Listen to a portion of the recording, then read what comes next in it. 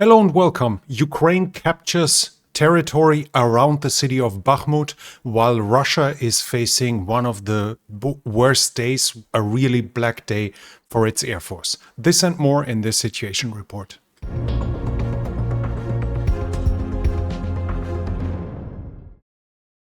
Along the eastern front north of the Seversky Donetsk, there are reports over the last 3 days of attacks of Russian offensive activity, mostly in this area here. We have at Ryankivka, Russian offensive activity at Mazyukivka, at Vilshana and around in the direction of Snikivka. So one of the main points of Russian activity is close to Dvorichna, still in Kharkiv Oblast. The other focal point, the other focus point for the Russian offensive activity is still Kremina. We have reports about fighting in the Serebryansky forest, where the Russians supposedly attacked. I cannot confirm any successes of the Russians, though. South of the Seversky Donetsk, we have fighting around Bilohorivka. Nothing changed here. The Russians attacked at Spirne. According to image proof, they seem to have made some ground there, but like marginal advances in this area. And the most of the fighting, the focus of the fighting is around Bakhmut. After initial Ukrainian attacks on the southwest of the city, where they supposedly rolled up a Russian defensive line that then fled, they have now crossed the canal over to the other side, and they have gained some ground in the direction of Klishchivka, and there are recently videos of them preparing doing preparatory artillery fire on Russian lines here in defense of Klishchivka. They are also attacking south of Ivanivske. They have attacked and have gained some territory there, pushed the Russians back, and after that there were further Ukrainian attacks east of Bodanivka, which have reached the reservoir here and pushed the Russians back. Also attacks close to Khomove.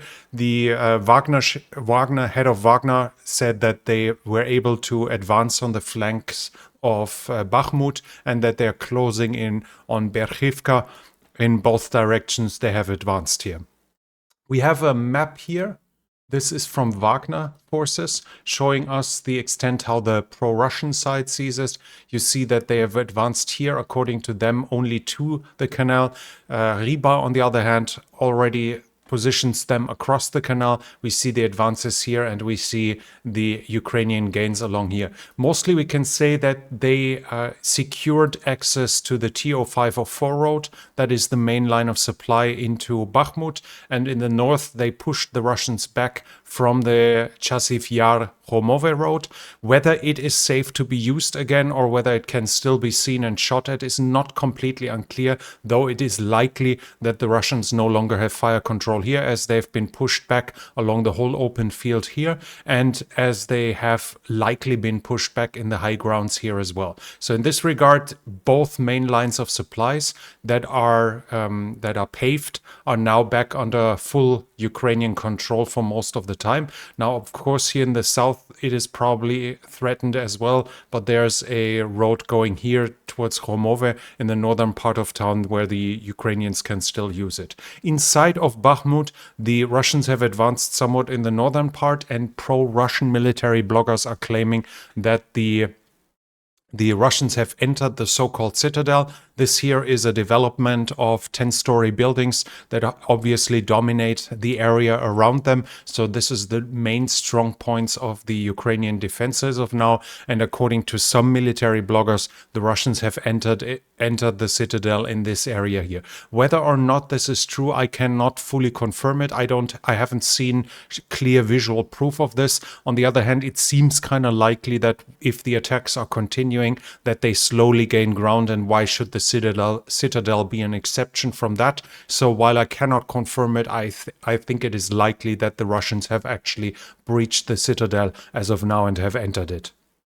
With their attacks, they also captured a lot of equipment. These are, I think, from the northern part, where excuse me, where you can see that Ukrainians captured equipment as the Russians withdrew rather fast. You can see vast troves here, anti-tank mines, we see anti-tank missiles, and this should be even a captured 84 if I'm not completely wrong. So equipment helpful, but what is obvious is how filthy the place is, something I will never understand. When I served in the armed forces, we learned that we clean our place up because this is not just for hygienic reasons, but it's very important to camouflage your position as well, that you don't litter around it, which makes it much more easy to identify in this regard. Regardless of this, further south around Avdiivka, the fighting is also continuing. We have claims by the Russians that they have advanced somewhat here from Opitne in the direction of Avdiivka. There are also attacks coming from the north of Kamyanka.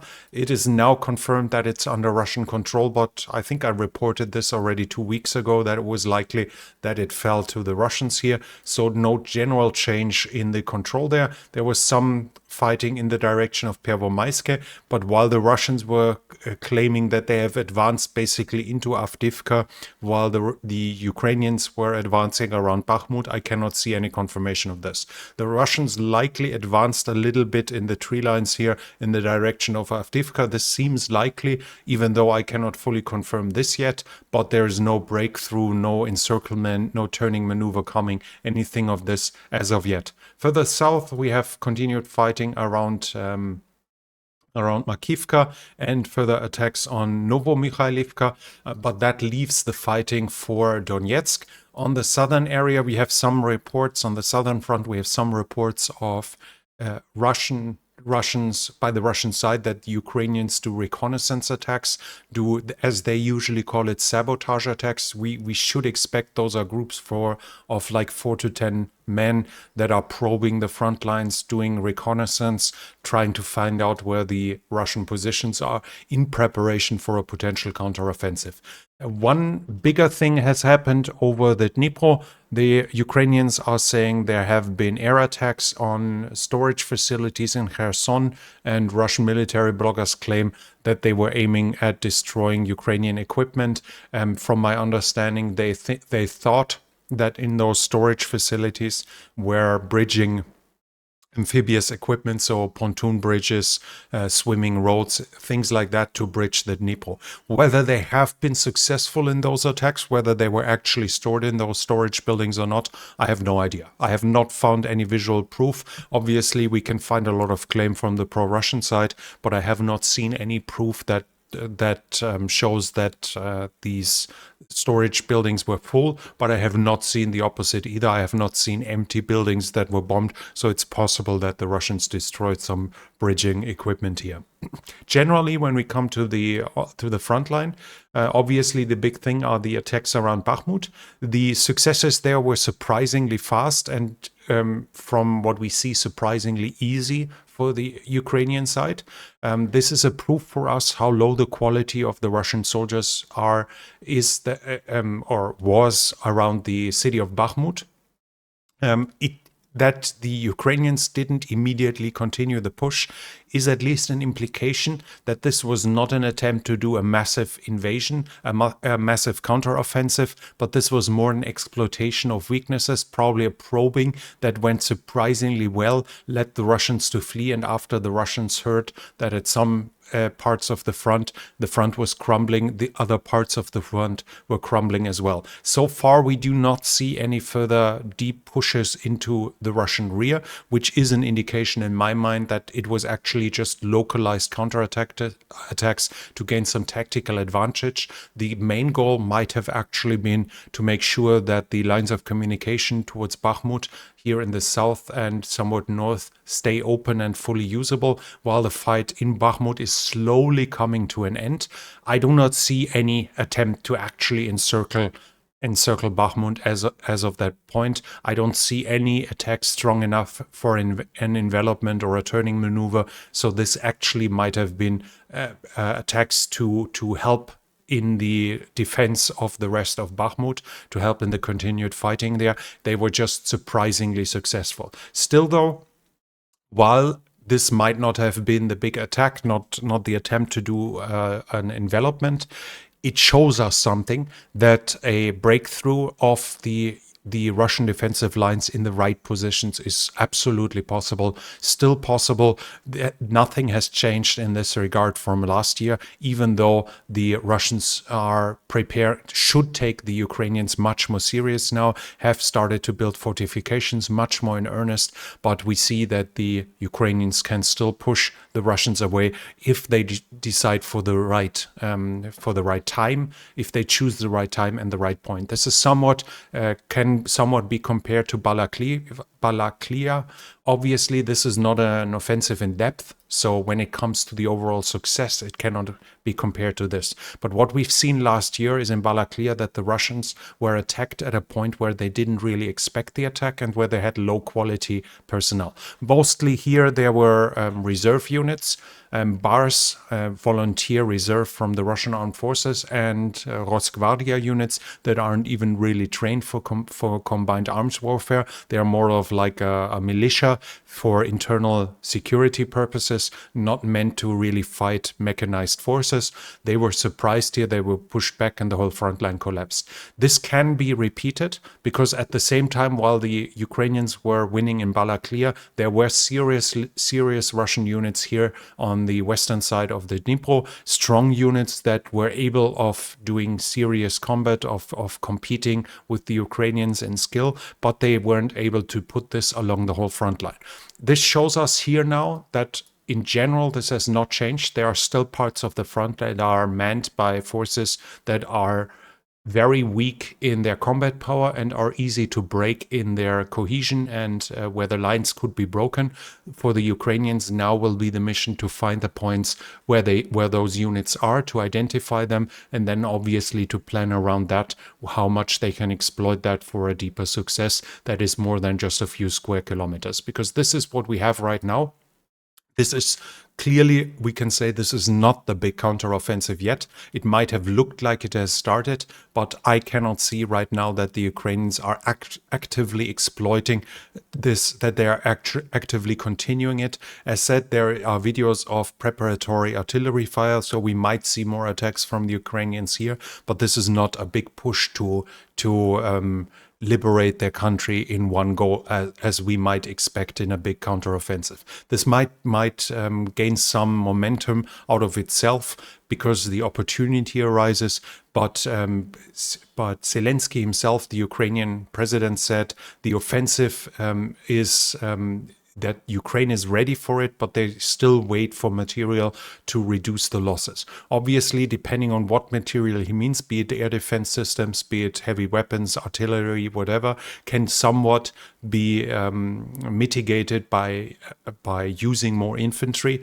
But the losses will go up massively. And according to the Ukrainian president, Ukraine is ready for the offensive, but not only has it not started, it will not start right away because Ukraine is still waiting for equipment, unless, of course, this is some kind of psyops operation. Also, Zelensky, in the interview with the BBC, where he said that, he also said that the offensive is important to prevent Russia from freezing the conflict, to keep it in flow, because obviously freezing the conflict now would be a disaster for Ukraine, having lost big territories, big chunks of its country, with the civilians in there being in Russian hands, while the Russians can transform the country. And parts of this are essential, or most of this is essential for Ukraine's financial, economic well-being as well. So handing that territory over to Russia, allowing Russia to keep it, is absolutely unacceptable for the Ukrainian nation. Russian military bloggers are also saying that they did a attack on a headquarter at Chasiv Yar. The Russians claim that they killed a lot of high-ranking officers here. We have no confirmation whatsoever. So the Ukrainians didn't admit it. It would kind of make sense that at some point the Russians do achieve a strike on a field headquarter as well. I mean, we've seen the Ukrainians achieve that again and again, that the Russians at some point should achieve that too, and that doesn't necessarily mean the Ukrainians would immediately admit it. But as said, while it is possible that this strike is true, I have not seen any proof whatsoever that it actually happened and that it actually achieved anything whatsoever. And the big news today is that Russia has a really bad day for its air forces. What we can see here is a Mi-8 transport helicopter flying here, and you can already see smoke here in the background, and it's suddenly getting hit. It seems to be a direct hit, which would indicate probably a Manpads.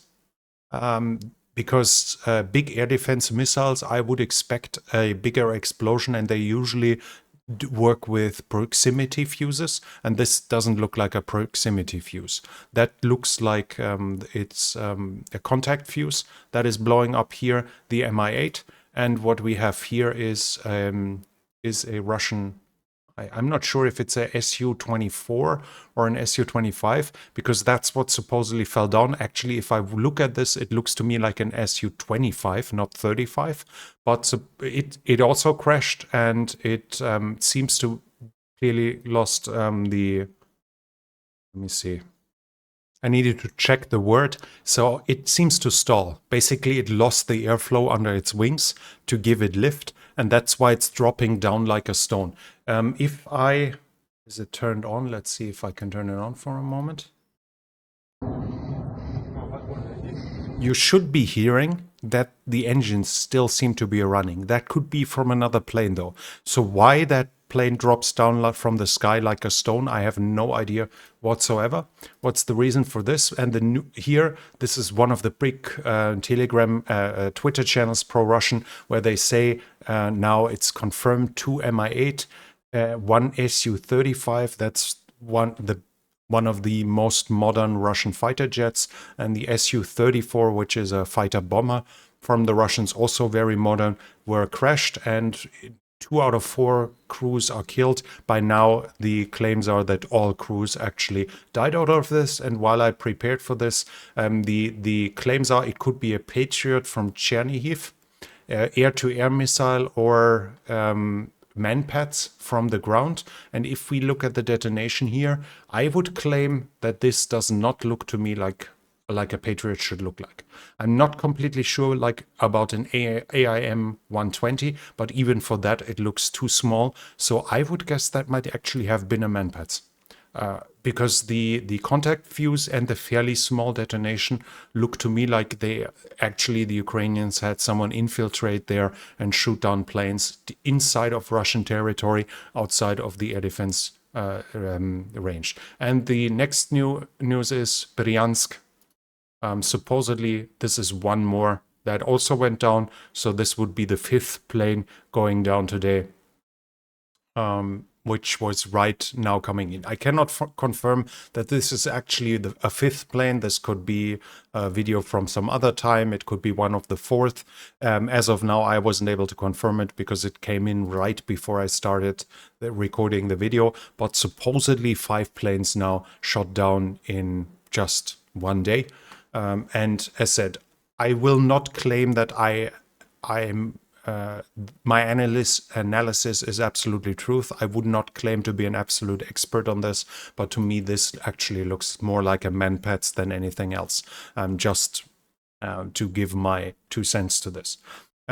These are the current developments. Manpads would obviously be have a massive impact if the Ukrainians are able to have people inside of Russia shooting down Russian planes. That's a disaster for the Russians. Bryansk is here. That's a disaster for the Russians because they will no longer be safe anywhere.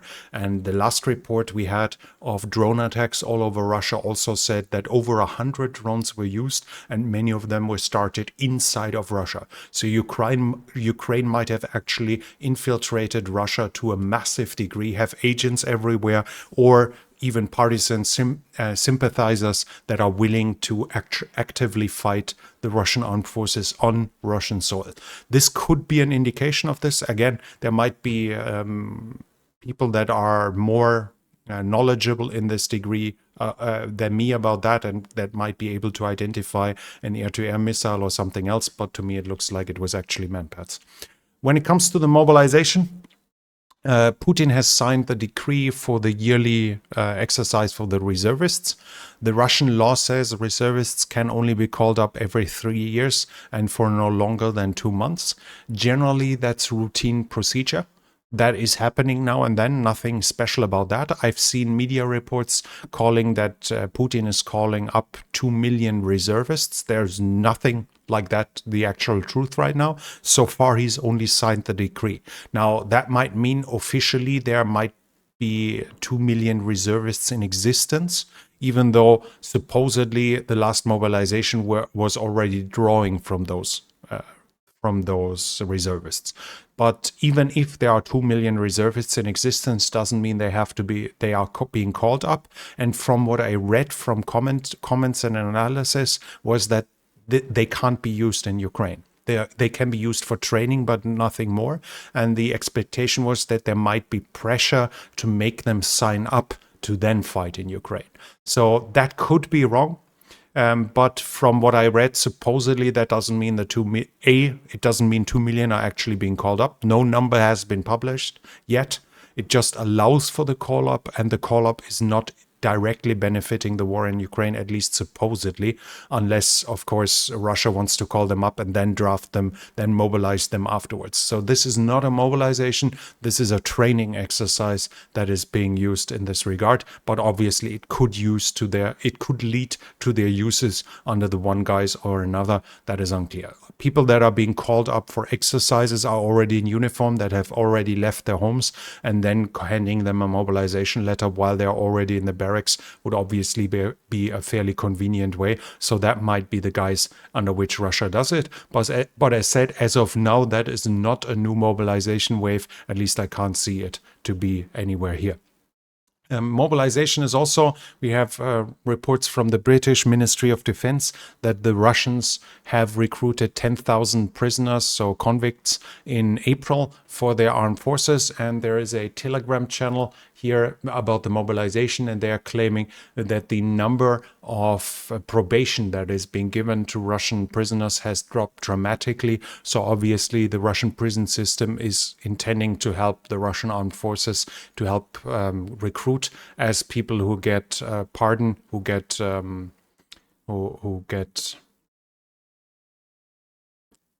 probation. That was the word I was looking for. People who get probation will not sign up to fight in Ukraine, where they might be used as cannon fodder. So an easy way to help recruitment is by just not letting them out of prison anymore unless they join the Russian armed forces. And when it comes to international support, we have the US accusing South Africa that they actually gave Russia weapons. A ship left the harbor and in South Africa and went to Novorossiya in the Black Sea. And according to the US, it has been loaded with weapons from South Africa. So far, South Africa is claiming that this is not true. That's what we have right now. The Ukrainian Defense Minister Reznikov said he ordered Oplot tanks from Ukroboronprom, the Ukrainian defense company. I also read reports that according to the Ukrainians, they actually increased the output of armored vehicles during the war. So if that is true, if this is not pure propaganda, then despite the strikes on Ukrainian defense industry that started roughly 2 weeks after the beginning of the war, once the Russians knew that this war will last longer than just 2 or 3 weeks. So the Ukrainian defense industry might play a role in this war. After that, they started striking those defense works, but they have not been successful enough, at least if we believe what the Ukrainians tell us, that they actually have increased the production of their own armored vehicles, so not just small arms, but actually bigger things. And the Oplot is a Ukrainian tank that was developed from the T-80 after the breakup of the Soviet Union, because Ukraine wanted to sell T-80s on the international market, but the Russians claimed they have the rights to the T-80. So the Ukrainians simply said, okay, we're going to make our own tank out of it. And it turned to the T-84 Oplot, which is a modernized version, has significant improvements over the regular T-80, and it was in Ukrainian service at the beginning of the war, but as far as I remember, only 10 of them. So it was a token force within the Ukrainian armed forces. Generally, it should be the best tank that Ukraine had before, at least before it received the Leopard 2A6. but according to Resnikov, he has ordered new ones, so we'll see whether new ones will appear along the front line. But this is not everything, because Germany also promised a new weapon package. Germany will deliver 30 Leopard 1 MBTs, 15 new Gepard self-propelled anti-aircraft, 20 Marder IFV, and the saying is 4 IRIS-T systems. Now, as of now, I have not been able to confirm whether we are talking about whatever a system is. Now, this was in German media, and German journalists, especially those there, weren't really specialists. Then politicians also aren't really specialists either. So whether they see system as one truck, either carrying a launcher or a communications module or a radar, or whether they talk about batteries, as I've also read, is unclear. So unfortunately, I cannot confirm whether it's 4 full batteries that are going to be handed over, or maybe just one battery consisting out of 4 vehicles. Still though, Ukraine will get new IRIS-T air defense systems, which have proven in Ukrainian hands to be extremely effective. Ukraine claims they have 100% shot-down range so far. They will also receive a huge number of additional air defense missiles, and they'll receive artillery ammunition, also as well as 200 armored fighting and logistics vehicle. Also, the saying is of 18 wheeled howitzers. That should be the RCH 155, the probably best howitzer in the world right now, as it can shoot while driving.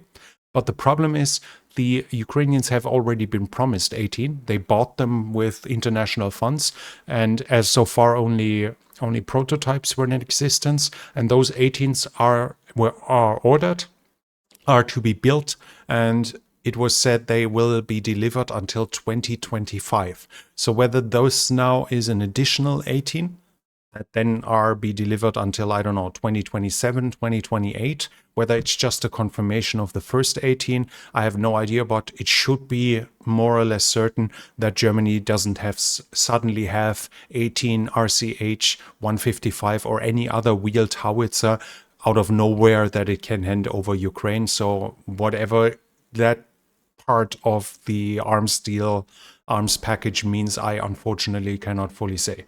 The interesting part, though, is what we also see is that Czech Republic, no, in total, let's go back to the German package.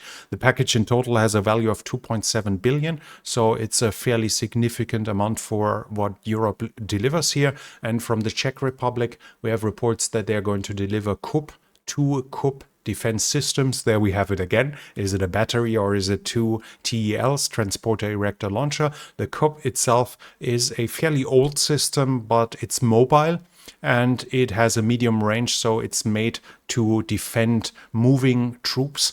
Obviously ideal in that regard to help Ukraine defend attacks by its own units, to accompany attacking units in some kind of offensive. Also, they are claiming that the government considers to donate Czech L-159 fighter jets to Ukraine. That is very euphemistic to call the L-159 a fighter jet. While it might somewhat look like one, it is a training plane that can only carry infrared guided short range air-to-air missiles, more or less for self-defense. And as a trainer, it isn't really well made for ground attacks either. So while it has the capability to fly ground attacks, its weapon load isn't great, its range isn't great of the armaments, it cannot carry long range air-to-air missiles, and the speed isn't too great either. That is a trainer with some ground attack capability. Obviously, close to the front line, they can still be used to lob unguided missiles into the Russian lines, like an Su-25, but this is unfortunately not a fighter jet, even though the Czech media is calling it here. And there are now identified in Luhansk American ADM-160B MALD. Those are decoys, a very interesting system that apparently was handed over to Ukraine. Now, these are basically small cruise missiles, you could call, even though they don't have a warhead. They are being launched by a plane, unfold wings, and then start flying with their own turbojet for a very long range where they can have up to 100 waypoints, so they can act like it's an actual plane. And with their sensor and electronic warfare systems on board, they can simulate being another plane. So when it comes to the radar signature, supposedly they can do everything between a stealth plane and a B-52, create a ginormous radar echo for the air defense system, and this is being used, or the intended use is to help in a campaign to do air surface to air suppression campaign, a SEAD campaign.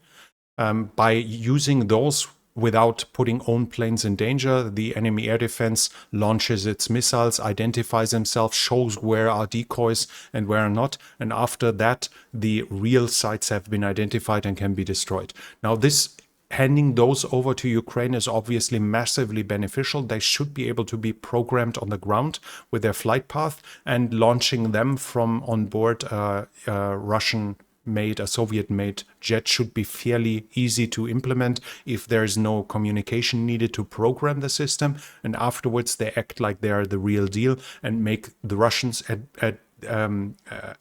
turn on the air defense, which can then be attacked with HARM missiles that the Ukrainians also have. And it will also force the Russians to expend their air-to-air, ground-to-air missiles, which means that a number of those that fly over the Kerch Bridge in front of an attack with Storm Shadow would probably be highly efficient and very well working. Depending on how many of those Ukraine has received, now we know Ukraine has it. Now it has one more tool in its toolbox that can help it aid decisive attacks on the Kerch Bridge, for instance, or can help with suppression of enemy air defenses, like in context of any Ukrainian counter-offensive. And we have reports that Switzerland is now willing to deliver weapons to Ukraine, but this is somewhat not completely true while the media was reporting it. So one chamber of the Swiss parliament, from what I understood, has signed off on it, but that still has to be signed off, I think, from the government. I'm not completely sure how the Swiss system works. So which I don't think is too much needed to go into here in detail anyways. Basically, it means it's on the way, but it's not signed off yet. So it's possible that it's going to happen fairly soon, and it increasingly probably seems likely, but as of now, it's at least not done, not a done deal yet. And finally, we have the news that a factory in Moscow for the production of MiG-29 turbine engines was burning, I think, yesterday. So another surprising fire in a Russian defense factory that was happening. We've seen a lot of them in the past year. That was it from me for now. If you enjoyed this, please hit the thumbs up button to help with the algorithm, as well as with comments. What do you think about the Ukrainian offensive activities? When do you think the real offensive will actually start, will actually get running? Leave the comments in the comment section. That really also helps with the algorithm and can be highly interesting. If you're new here, I would like to invite you to subscribe to the channel and hit the bell icon so you don't miss future videos. And this channel is only possible because of the support from viewers like you. So if you like to support the channel, you can do so by the means in the description. Thank you very much to everyone already supporting the channel. That's it from me for now. Thank you for watching, and I'll be back.